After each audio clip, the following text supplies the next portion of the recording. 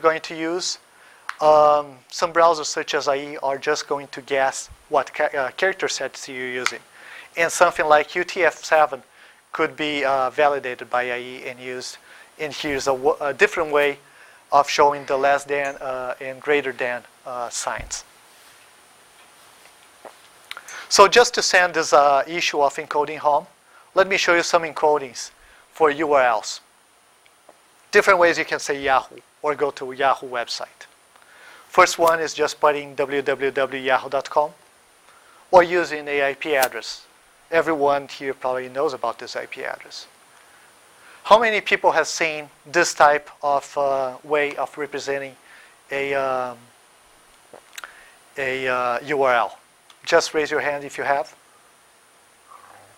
Okay, so basically here you see the hexadecimal representation. And as you know, the IP address is just a big 32-bit number. And each part of this number is actually composed this very big number. So here is 52. The second part would be 93 times 256 and so forth. If you add up all those numbers, you would end up with one big number in decimal. And if you convert to hexadecimal, you can actually use as the URL. Now, if you think that is strange, you can do things that are even worse. For example, if you use the hexadecimal representation that you just saw above and put 1, 2, 3, 4, 5, 6, 7, 8, 9 in front, it will actually work and will direct you to yahoo.com. So imagine you're creating an application that is actually blocking access to a certain web page. Imagine how many ways somebody could actually get to this web page. If you're not satisfied, here's the decimal representation. And there's more. There's also the octal representation. And by the way, you can mix and match things. So for example, you could use HTTP 0321 dot and then use the one from the second line, 191, and then the dot, and then use the 5D from the hexadecimal representation, and that would all work. So you can use all of them together. And if that was not enough, you can do some really weird things. So for example, Google has a button which is I'm feeling lucky.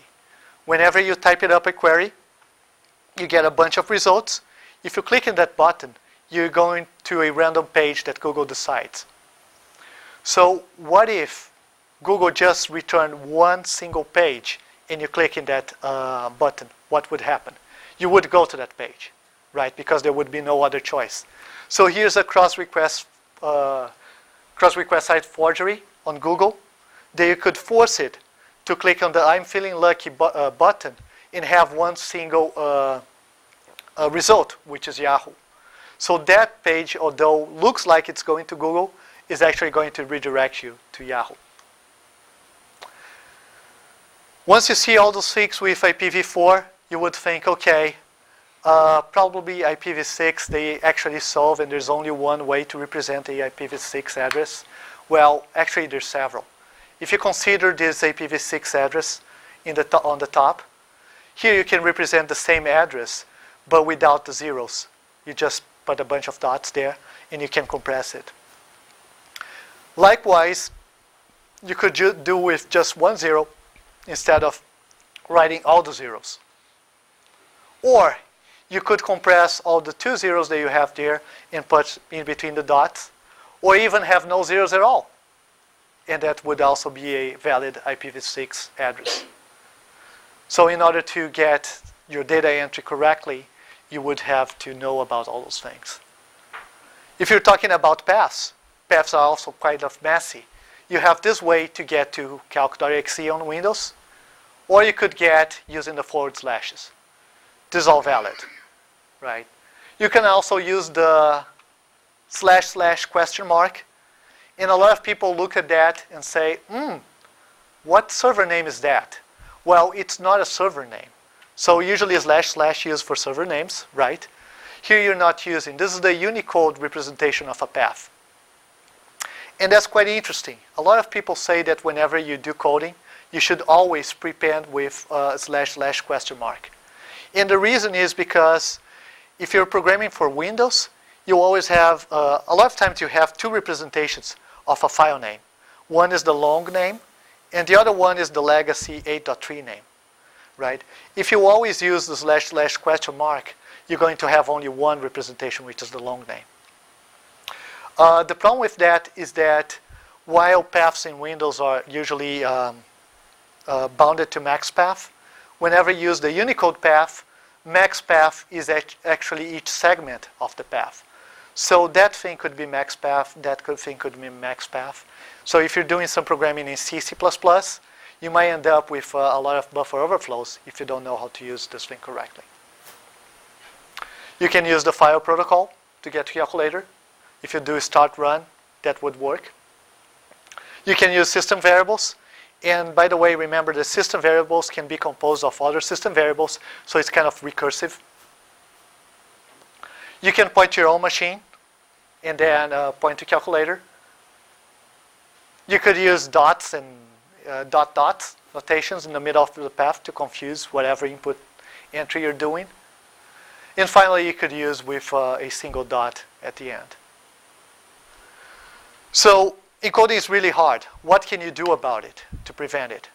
Well, very first thing, whenever you have a system and you require data entry, make sure that you are only dealing with things you know about. For example, my bank allows me to do transfer to other people, and there's a comment field. All I can enter in that comment field is alphanumeric characters. No more than that. They think some characters such as question marks, single quotes, and so forth are bad, and they know they are. But most important of all, they know that if I stick with alphanumeric characters, there should be no vulnerabilities. A lot of times people try to create this blacklist. I'm going to prevent people from using single quotes. I'm going to prevent from using angle brackets. I'm going to prevent to use the word script. That often doesn't work. The best way, the best practice in the industry is always to stick with what you know to be good. The other thing to keep in mind, which is really, really important, is about decoding data. This is the wrong way of doing, and that's what Microsoft did with IIS 5.0 and the vulnerability that I showed you a couple of slides ago. Basically, they first decode part of the URL, and then they did their access control. Is the person still inside the IIS sandbox? And they thought yes. And then they did the last decode, and that's where they decode the / Unicode character, and that's why that attack actually worked. The right way of doing things is actually to process all your encoding first, and always be careful that some of the encoding are recursive. So you have to process several times to get it right.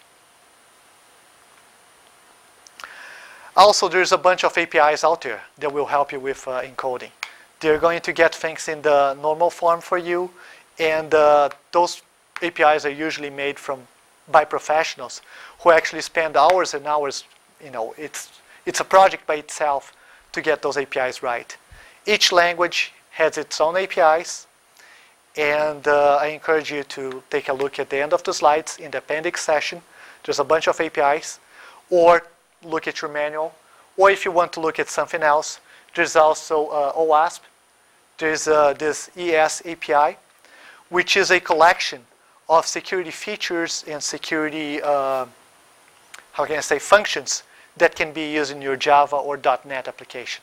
Also a very good collection of APIs you can use.